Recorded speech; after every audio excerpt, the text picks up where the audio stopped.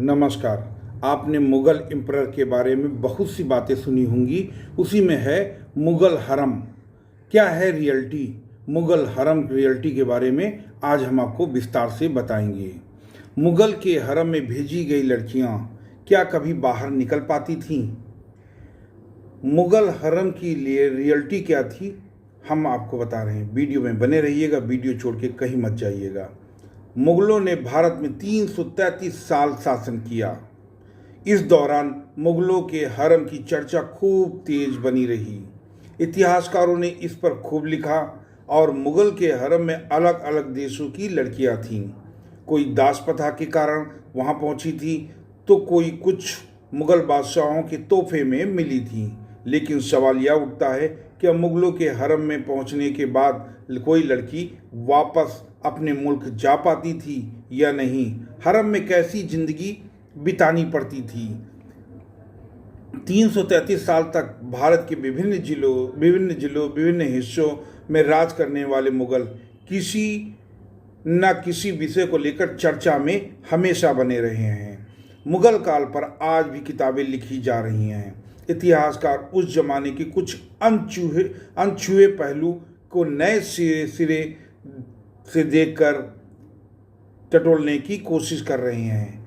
ऐसा ही एक है सदाबहार सवाल हरम को लेकर। पहले भी होता रहा है, आज भी होता है और आगे भी होता रहेगा। यह बात पूरी तरह सच नहीं है पर पूरी तरह झूठ भी नहीं है। हरम में जाने वाली हर स्त्री की स्थिति एक जैसी नहीं थी। कुछ महिलाएं शाही परिवार की सदस्य थीं, कुछ परिवार विवाह के जरिए आई थीं, कुछ सेवा कर्म के लिए लाई गई थीं, कुछ गुलाम या दासी थीं। जहां से बाहर निकालना आसान नहीं था, पर वह हमेशा के लिए जेल भी नहीं थी। कई स्थितियों में बाहर जाना संभव था, लेकिन कड़े नियम थे, अनुमति जरूरी थी और साथ में पहरा भी होता था। हम आपको बताने जा रहे हैं मुग़ल हरम रियलिटी। कुछ मुग़लों के हरम में पहुंची लड़कियां कभी भी बाहर नहीं निकल पाती थीं।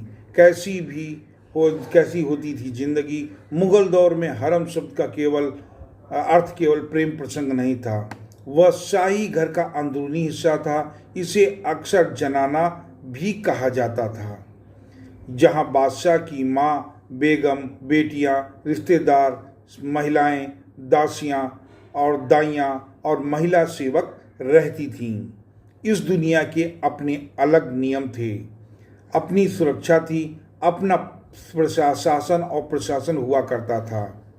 मुग़ल हरम पर जानकारी की कई किताबें मिली, पर अबुल फजल की किताब आईने अकबरी में शाही घर के नियम और व्यवस्था का वर्णन मिलता है। जहांगीर की आत्मकथा तुजुक ए जहांगीरी में दरबार और शाही घर का माहौल दिखता है। औरंगजेब के काल में जुड़ी मासिर ए आलमगीर जैसी रचनाएं भी इस विषय पर कई चीजें देखने को मिलती हैं। कुछ यूरोपीय यात्री जैसे बार्नियार, मनुच्ची ने भी हरम पर काफ़ी कुछ लिखा है, लेकिन उनके विवरण में कई कल्पना, अफवाह, अपने समाज की नज़र भी मिलती है।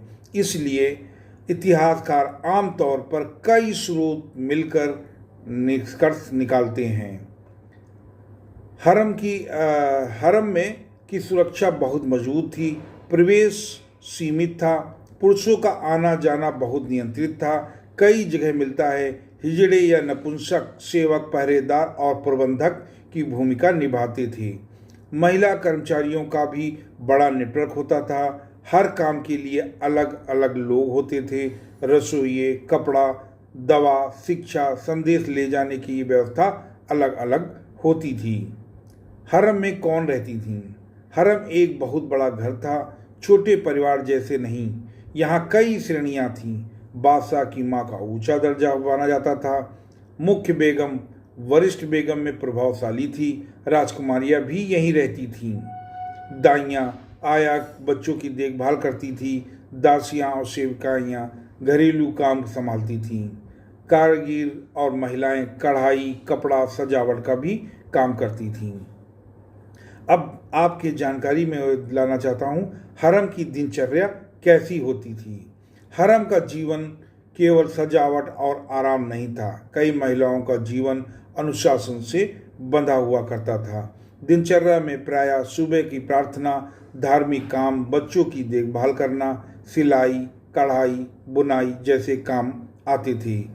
संगीत, कविता, कहानी सुनाना, शाही परिवार के सदस्यों में पढ़ाई लिखाई का माहौल भी बना रहता था। त्योहार पर हरम में विशेष आयोजन अलग से होते थे। अमीर और ऊंचे दर्जे की महिलाओं के पास बेहतर कपड़े, भोजन और सेवक होते थे। नीचे दर्जे महिलाओं, स्त्रियों पर काम का बोझ अधिक हुआ करता था। शिक्षा और कला को भी मिलता था स्थान हरम में। कुछ मुगल महिलाओं की अच्छी शिक्षा मिली, इसके बारे में इतिहासकारों में संकेत भी मिलते हैं। उर्दू, फारसी साहित्य, कुरान शिक्षा, लेखन, शिष्टाचार सिखाया जाता था। कुछ शाही किताबें महिलाएं किताबों और इमारतों की संरक्षक भी बनी। यह भी सच है कि अवसर सबको नहीं मिलता था। यह वर्ग, हैसियत और बादशाह के रुझान पर निर्भर होता था। अब बात करते हैं हरम में आने जाने का साधन क्या था। हरम में अक्सर पर्दा का बहुत सख्त नियम हुआ करता था। इसका मतलब यह नहीं कि कोई कभी बाहर नहीं जाता था। बाहर जाना नियंत्रित था। पालकी या ढकी हुई सवारी से जाना, साथ में महिला दल सुरक्षा भी होती थी। बाग, दरगाह, रिश्तेदारों के घर तक ही जाना होता था। अकबर के समय के और बाद के दौर में शाही परिवार के बाद भी लंबी यात्राओं के उल्लेख देखने को मिलते हैं। कुछ महिलाएं के हज की या और धार्मिक यात्रा पर जाने के भी संकेत इतिहास में आते हैं, लेकिन सामान्य रूप से बाहर की दुनिया तक उनकी पहुंच पुरुषों की तुलना में बहुत कम होती थी। हरम का प्रभाव गठबंधन और शादियों में कैसा होता था माहौल। हरम केवल घरेलू जगह नहीं थी, यह सत्ता के तंत्र का एक अहम हिस्सा होती थी। शादी, रिश्तेदार भी यहाँ बनते थे, फिर रिश्ते संगठन भी बनते थे। गठबंधन राजनीति को प्रभावित करते थे। कुछ प्रभावशाली बेगम फैसलों पर असर डालती थीं। कुछ के पास धन और जागीर जैसे संसाधन भी होते थे। जहांगीर के दौर में नूरजहां का प्रभाव इतिहास में चर्चित है। पर यह भी सच है कि हर महिला को ऐसी शक्ति नहीं मिलती थी। क्या हरम में एक दूसरे से लोग प्रतिस्पर्धा, तनाव और ईर्ष्या करते थे? जी हाँ, हरम में ईर्ष्या, प्रतिस्पर्धा और तनाव भी होता था। कई बड़े आरोप लगते थे। कई बार सजा भी मिलती थी। जो महिलाएं कमजोर स्थिति में थीं, उनकी मुश्किलें ज़्यादा हो सकती थीं। दासी या गुलाम बनाकर लाई गई महिलाएं के पास विकल्प बहुत ही सीमित हुआ करते थे। उनकी सहमति, सुरक्षा और सम्मान का सवाल आज के नज़रिए में बहुत गंभीर लगता है। क्या वहाँ पर कैद भी होती थी? जी हाँ, अगर कैद का मतलब लोहे की सलाखें, तो तस्वीर वैसी नहीं थी। हरम में बाग, महल, कमरे, आंगन और उर्शो होते थे। अगर कैद का मतलब स्वतंत्रता का अभाव है, तो बात काफ़ी हद तक सही है। कई स्त्रियां अपने निर्णय खुद नहीं ले पाती थी। कहा जाना है कि किससे मिलना है, कब बाहर निकलना है, इन सवालों के जवाब भी उनको देने पड़ते थे। यह नियम और अनुमति से तय होता था। सार यही है कि मुगलों के हरम की जिंदगी एक रंग की नहीं थी। यह एक बड़ा व्यवस्थित और सख्त नियमों वाला संसार था। कुछ महिलाओं के पास मान, सम्मान, शिक्षा, धन और प्रभाव था। कुछ के पास कम अधिकार थे। बाहर निकलना मुश्किल था, पूरी तरह असंभव नहीं था। हरम की कहानी समझने के लिए जरूरी है इतिहासकारों की किताबों में बिखरे सूचनाएं रूपी मोतियों की संतुलित नज़र से देखा जाना उचित होगा। तभी एक शानदार माला बनेगी। हरम के बारे में जो आपके दिमाग में गलत भावना थी या जो भी आप सोच रहे थे, मेरी वीडियो से कुछ न कुछ ज़रूर क्लियर होगा। आप कमेंट में अपनी राय जरूर दें। नमस्कार।